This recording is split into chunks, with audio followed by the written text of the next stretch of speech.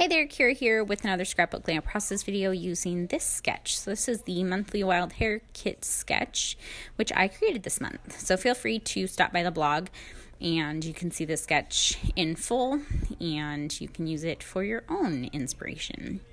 So I started by just punching out some 2-inch circles with my circle punch, and I just used my 6x6 paper pad, but I also cut out or punched out some acetate and some of the vellum paper that was included in my kit as well. If you haven't seen my kit, you can check out my unboxing video, which I will link below for you. So I just wanted to kind of get the placement approximate. I wasn't too worried about like the spacing between. I kind of just went by, what it looked like. And then for a couple of the circles, I wanted to do some stitching. So I'm just going to trace one of the circles. So I kind of get an approximate of where I'm going to do the stitching. And you'll see how I do that. Well, you won't really see how I do it, but you'll see me do it in a minute.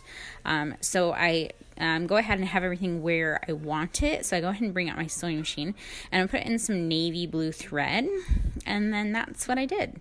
So I did like some horizontal lines on one of the circle, vertical lines on one of the circles, and then I did both on another one of the circles. And then on a few of the punched circles, I did just like a cross, like an X across a few of those.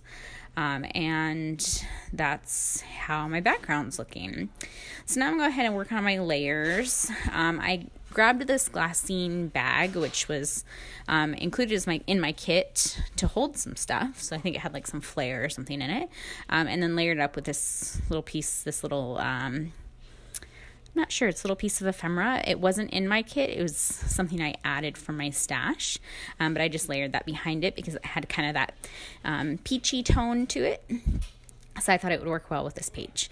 I grabbed my thickers that were included in my kit, and I'm going ahead and name this page, or title this page, Good Times, mostly because I felt like it fit best on the 2-inch circle. There was no really other reason for it. Also, in the picture, my son is playing with a water fountain at the park.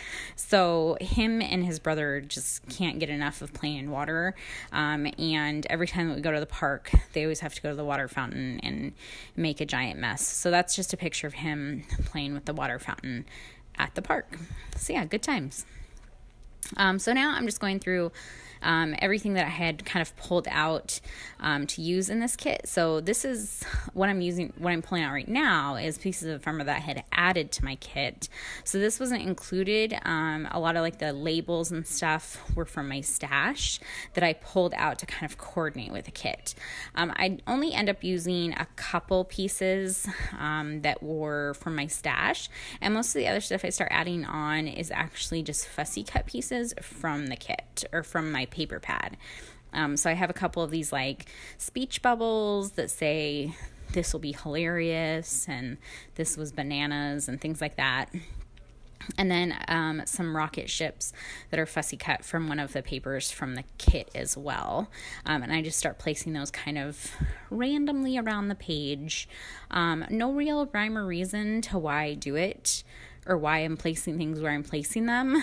I know a lot of people want kind of like the why when they're watching these scrapbook videos, and I apologize that I can't really provide that. For me, it's really just about how it looks to my eye. I hate the stupid rule of 3 because I feel like it drives me insane when I try and follow it. So I'm literally just like placing things where I feel like they just look best. So yeah, now I'm going to start adhering everything down, but I'm going to pop a few things up on foam just to give my page a little bit more dimension. I did add some flair, which gives it some dimension as well, and that Color Cast Designs Tuesday piece, I did check, and it was a Tuesday that we were at the park, so I made sure I used the right day of the week for this.